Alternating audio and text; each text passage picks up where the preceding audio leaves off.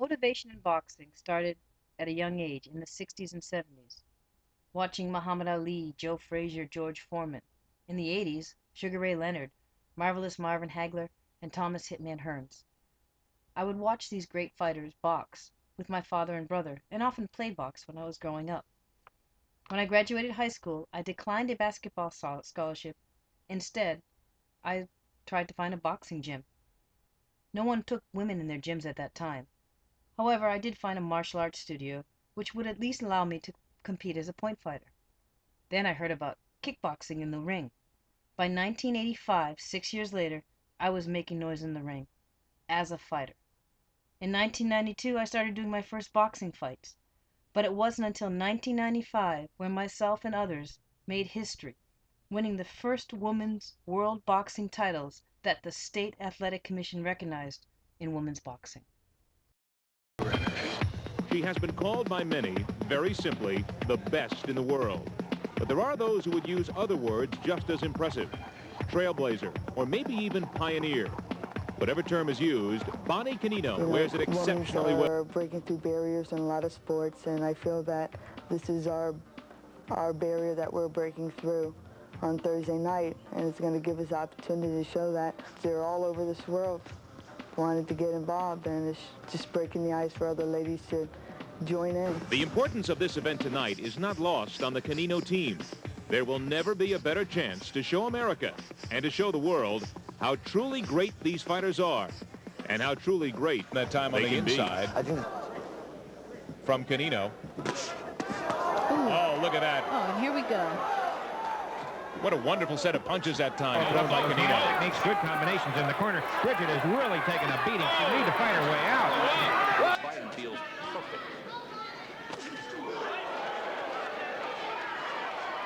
He is all over Zamansky.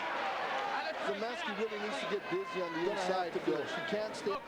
Nice right uppercut by Canino, then Szymanski coming right back and letting her hands go to the Out tonight. Remember, 2 hours, all women's card for you. And now people seem to be taking a genuine interest in these women. And you take a look at some of the records. There are losses littered in, not a lot of knockouts, but it's really a small fraternity right now in the professional game. It is. We saw it in the amateur competitions we covered on ESPN. They doubled the number of participants. That's what's happening in the pro ranks. And I think the part about this that's interesting is the fact that everybody fights each other. They haven't reached the point that men's boxing has, which is everybody avoids each other. In this case, everybody does fight each other. That's part of the reason why you see some of those losses.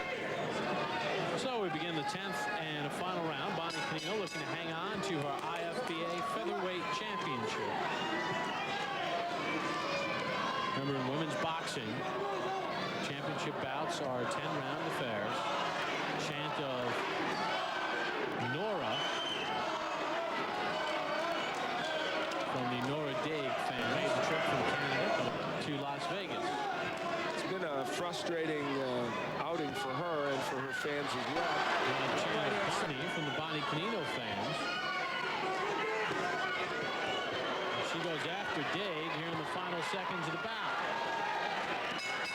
And there's the bell, a fight to the finish.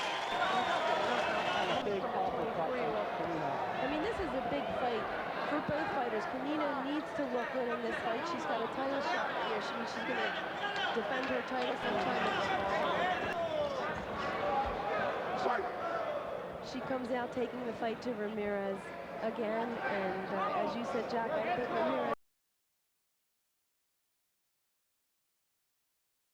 In the year 2000, after winning 2 world titles in kickboxing and 2 in boxing, and with 21 years of striving to be my best, it was difficult to get fights.